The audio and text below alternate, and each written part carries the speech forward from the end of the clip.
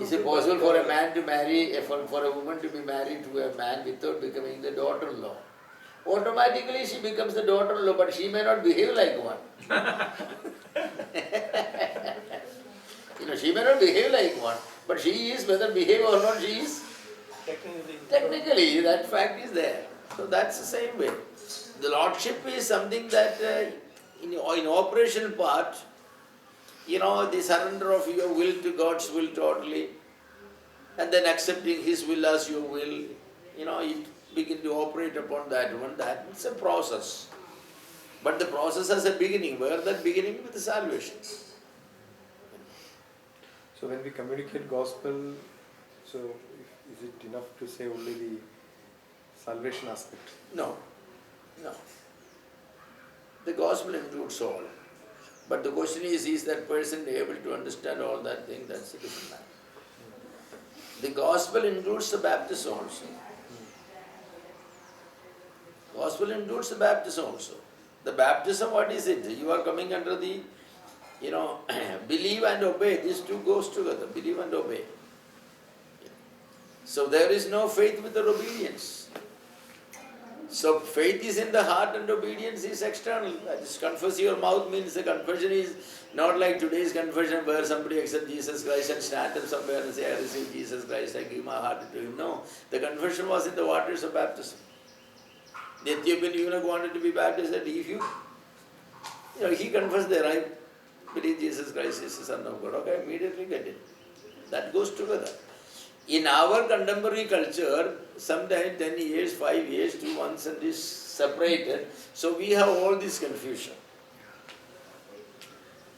The Great Commission is, preaching, believing, baptizing and teaching to obey, to make disciples. It goes as a black packet. So that logical sequence is there, but time sequence depends upon many factors. Immediately a person needs to be so.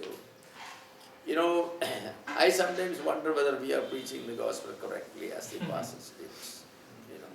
Now the sense, we are preaching the content of the gospel, yes, but the whole content. Or we kind of making them parts and parts and parts. Yes, you rightly said that it is not possible to cover everything. No, it is a process. Discipleship is a process. Lordship is a process. For that reason, even salvation is a process. Because salvation means, your forgiveness from the sin penalty part. Then there is a power part. There is a presence part. And all that thing. This is all part of salvation. So is it possible, when a person believes in Jesus Christ, is he fully saved if somebody asks a question?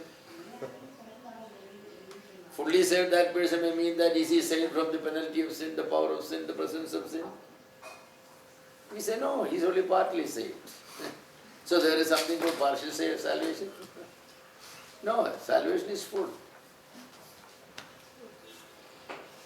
One of my friends said that he wants to read Bible, Quran and Bhagavad Gita, everything.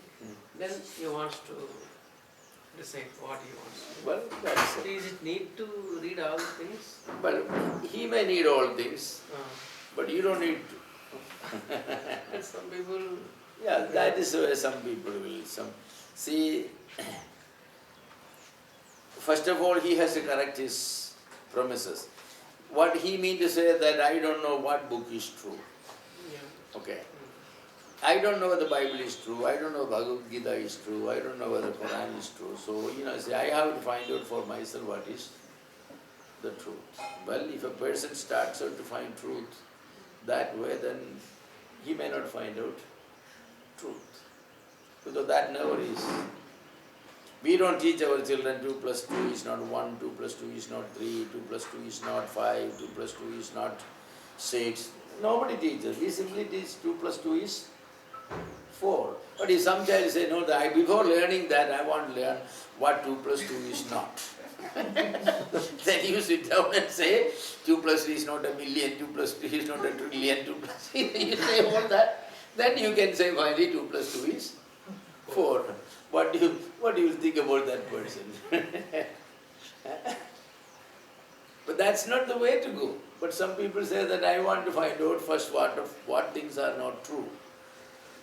Then only I can find out what things are true. Then what we have to say to them? Well, this is what you have to say that. Well, is it the way before you accept your father, you first of all you decide who are not your father? And my neighbor is not my father, that is not my father, the next neighbor is also not my father. Is that the way? You never accept truth like that. So it's a strange phenomenon that I wanted to examine all religious books before I decide. You never go into it. Tell him that they are not the only 3 books. Granth Sahib is there. How does he know the truth is not there? Then Confucianism, they have their Confucius has his book. Hinduism, they have their book. There are so many numbers of books. Tell him that not only Bhagavad Gita, read all the Upanishads because that's what it's about. How many Upanishads? Volumes of Upanishads. Tell them that you read all of them and then you. Or you can simply read the Bible.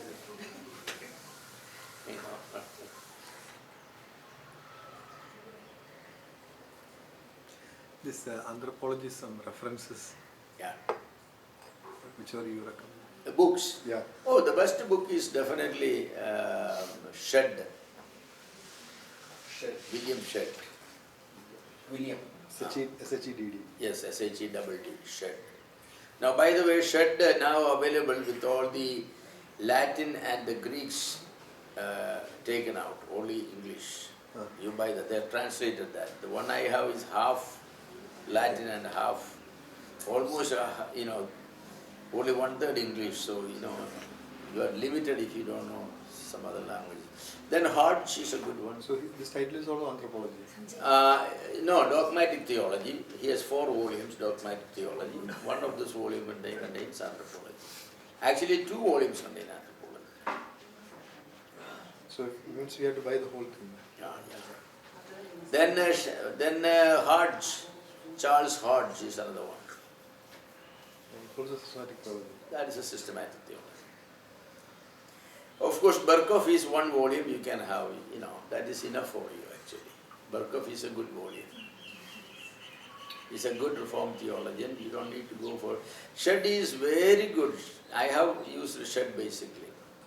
Shed is very good. The problem with the Shed is, reading after every statement you have to pause for 10-15 minutes to think what he means. Because Shed is Correct.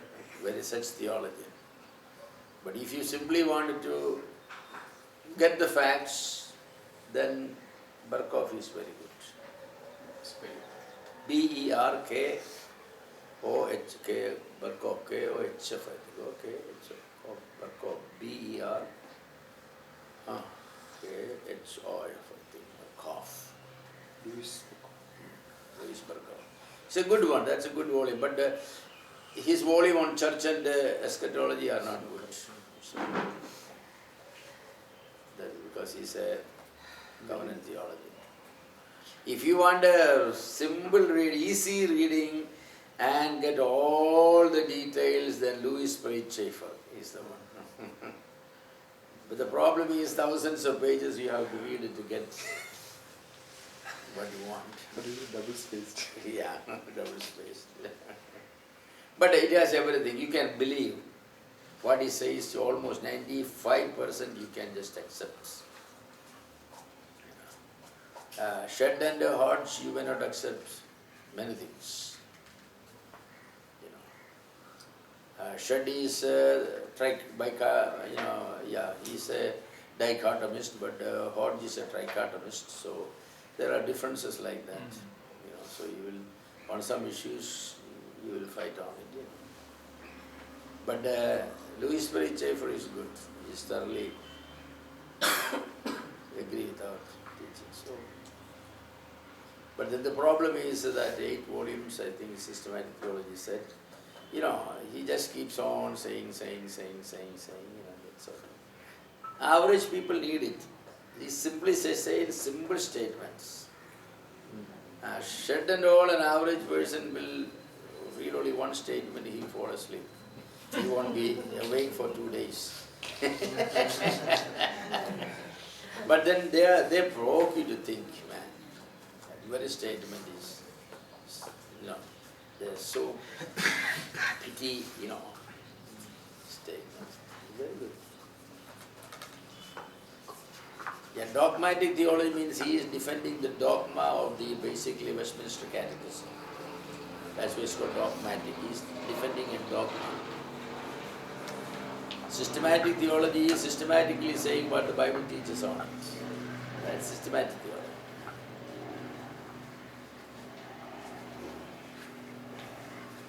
Then there is biblical theology.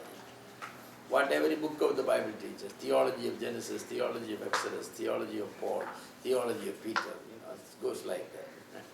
So there are different kinds of theology. Best is the systematic theology. Berkhoff is a good volume, except for two. Louis Perry Chafer is very good because it has everything in it. All the arguments and answers, but very simple. But to find out what you want, you have to skip through pages and pages and pages. That's the problem. I know it's good, but I seldom use it. Simply because it's very verbose but it's a good.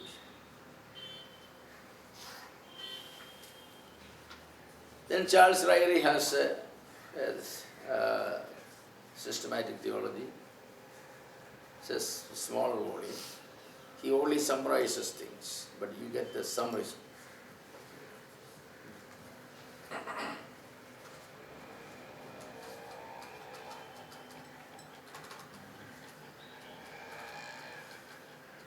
Yeah, any other questions you have?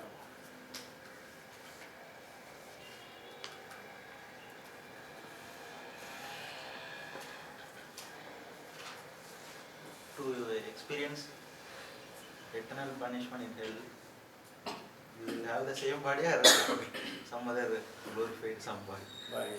You don't have to worry about that. You are a When saint person.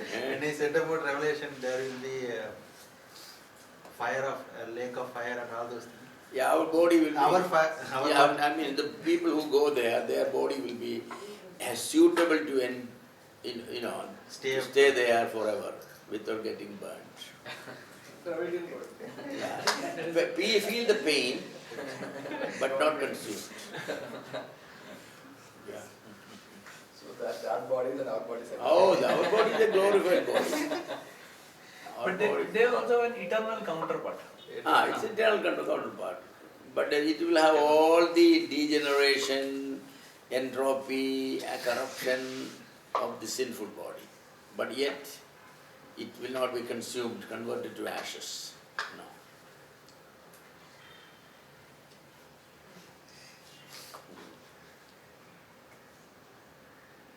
Yeah, who wants to go there? Oh man. That's not a place you want to go. I don't want even to look into hell. But if you look into hell, you will never be the same person. You will be running around and preaching the gospel. Once you see how awful that place is. That's what somebody said that, if God would open the hell for a minute at conversion, then ask everybody to peep into, they would be totally different. Their worship will be different, they will be thankful and grateful, and they will be more evangelistic. Yet God does not want us to see the hell. Because a lot of people may have depression for the rest of their life. So, uncle, in eternity from heaven, we won't be able to see hell. No, we won't be able to see hell, for sure. Otherwise, Because the fun of heaven will go away. Now what about that Lazarus will... Lazarus was not, rich man was not in hell, he was in a place of torment. He was temporary custody, he was in the police station lockup. Hell is the central jail lockup. So, Uncle, if heaven is a place where there's not going to be any sorrow, when most of us who go there who won't have a family, when we think of our family, What, your wife is not saved? there are cases where people's wives are not saved. Well, they have been happy here, so they will be happier there. See, heaven is a place where we don't have disappointments, we don't have jealousy, we don't have that sort of, or no negative feelings will be there. But the loss of our dear ones, will we be felt there or not? I cannot answer. I cannot answer. I know in hell it will be felt, because the rich man has requested Abraham, send at least somebody so that his brothers won't come there. We never have a parable where somebody in heaven requests that. We may not have, because the joy of heaven is a perfect state. So nothing that mar the joy of our salvation will happen there. No such thoughts will come. But the loss of our dear ones who go to hell, I don't know how can we overcome it, I don't know. I cannot explain that. If I say that we are all weeping there because of this one, then it won't be heaven. All eternity weeping, then what's heaven?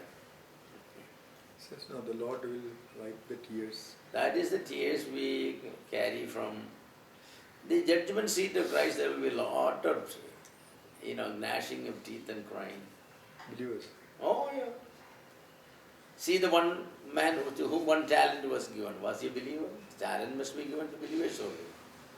Then his judgment was terrible, right? Throw him to the darkness outside, there will be weeping and gnashing of teeth there. No, but that is hell, no? No, it's not can be hell, because no believer is going to hell. Because he appears with the other two, right? Could be a pseudo-believer. No, the other two are pseudo-believers. The one with the 5 talents and the 2 talents. Oh, they are genuine believers. Yeah, the same place he is appearing after their judgment, he also comes there.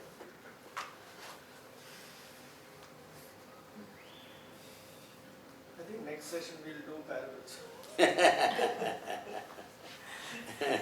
So then what is this place where he is throwing out? That's people think that it's a parable or it's all that, so it will have its limitation, but it's communicating the fact that at the judgment seat of Christ there will be an account setting. That time will be sorrowful for some believers because of what they have done in this world. But that will be a temporary phase. Heaven will not be a place where you will just cakewalk, after whatever you have done. No, we will appear before God to receive according to what we have done. According to what we have done. So the settling time, that time of judgment's seat will be a time of settling issues. There will be some loss of, and Lord rebuking and all that, that will be there. That cannot be avoided. If that's not there, then heaven will be a meaningless place, because all kinds of people doing all kinds of sin after salvation, they are all the same footing there. Man, that's what is it?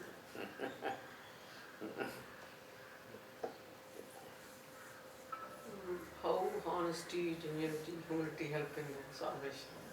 How our honesty and Humility, help in salvation. salvation. Is there any place for them?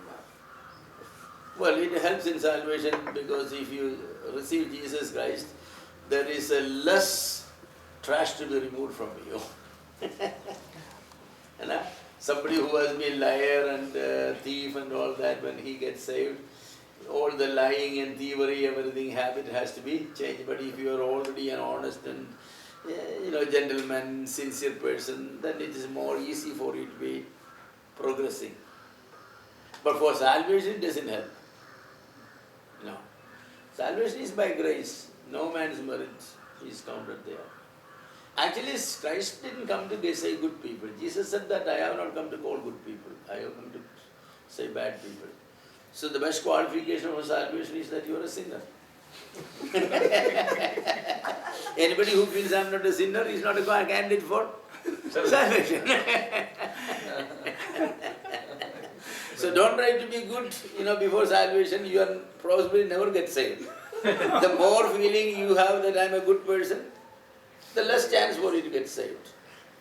Somebody who says, oh unto me, I'm a dirty sinner, God says, come over here, I'll save you. Somebody who says, I'm a nice, really nice man, God says, keep away from there, I didn't come to save you. Because you don't have your conviction of sin. Yeah. That's why self-righteous people are very seldom saved. Self-righteous people, they are the worst kind. Because they say, I'm a righteous man, I have not committed sin. I'm a good man. I don't do anything. I don't really deserve to go to hell, I'm a good man. God should honor my goodness. That was a problem with Cain. Cain was a self-righteous man. He's a hard-working farmer. He doesn't want to bring an animal. He says, I'm not a sinner. What have I done? From morning till evening, I work hard in my field. I don't steal or anything. So it is a big problem for such people. Like the prodigal's other son. Yeah, but then he himself showed what kind of a man he is. He said, all self-righteous people, when you touch them the wrong place, they are dangerous. That's the way it is. The elder son of the elder brother, he was so righteous person. He never laughed with his friends. He never, nothing. He from morning till evening in the field and all that. But he couldn't come inside. He didn't feel that place is for him. It would be very difficult to convict him, your attitude is wrong, son. He is not going to accept that. There are people like that. That elder brother represents the Pharisees and the Sadducees. The younger brother represented the prostitutes and the harlots and all who came to Jesus. Good people always complain, always complain. This man has gone to eat with that publicans and what kind of a prophet is he? If he knew he was a prophet, he would have known what kind of a woman that lady is. That sort of. They always compare themselves. I thank God that I'm not like this man. And that's their prayer. They are comparative religion. Sinner, what is he? Come to Jesus Christ. He has nothing to offer to God. Woe unto me, I'm a sinner. Have mercy on me. So the conviction of sin is almost impossible for a self-righteous person. Very difficult to convince a self-righteous person that you need Christ, you need salvation. They don't feel. What's wrong with me?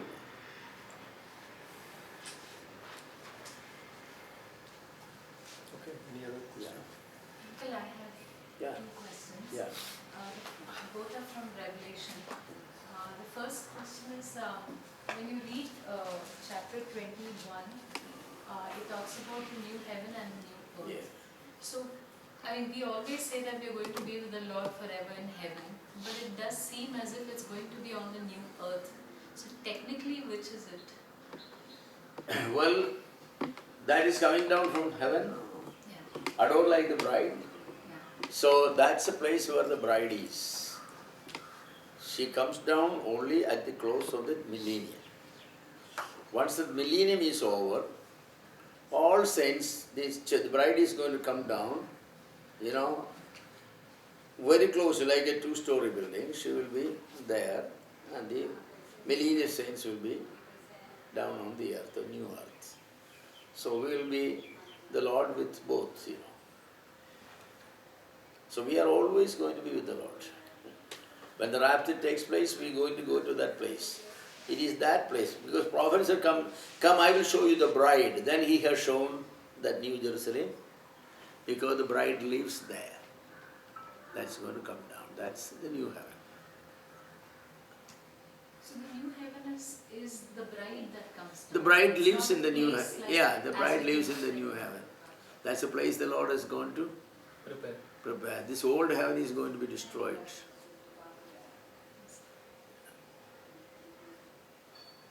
And my second question is, until in chapter 22, I'll just read up to verse 2. It says, Then the angel showed me the river of the water of life as clear as crystal, flowing from the throne of God and of the Lamb down the middle of the great street of the city. On each side of the river stood the tree of life, bearing 12 crops of fruit, yielding its fruit every month, and the leaves of the tree are for the healing of the nations. Yeah. So what is this healing? That's a good question. Yeah. Theologians are laboring on it, so I don't have the final answer yet, but I will tell you mine. The millennial people, saved people who lived in the millennial, they were living on literal earth. Cultivation was there, marriage was there, birth was there, everything was there. So those people, when they are entering into the new heaven, their body needs to be transformed to live for eternity in the new heavens. So the old tree of life in the Garden of Eden, that's the same tree there, the tree of life. So Adam was to participate in that tree so that he will live forever in the glorified body. So these people will participate from it. All their sin problem, sickness problem, everything will be over. So that tree is planted there for that. So that's one view. The other view, that is all, typology or allegory, whatever may be, that represents Jesus Christ. He is the solution. So from the millennium, people will be entering into the new earth, but they will be in their physical bodies, and therefore Jesus will be the solution for them. But I think that the tree of life can take it literally there, because in the Garden of Eden there was a tree of life. Man was prohibited to participate from it after sin. So that tree was preserved. Now the tree is there. So the millennial believers can participate from it, so their body will be transformed and confirmed in a holy state.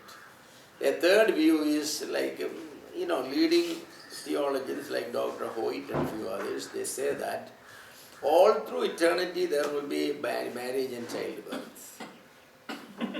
The millennial people, the people who got born in the millennium, they will be growing and they will be marrying and all. So the children who are born in that marriage, they will be inheriting the sin nature of the parents that will be solved by participating from the tree of life. So that's sort of so I don't know, I believe the first one. And probably the safest answer is I don't know, we'll wait and see.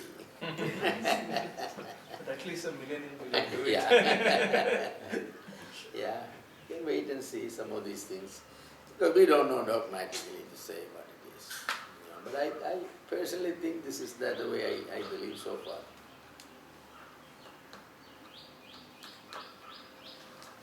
Okay. Okay, so happy to finish anthropology.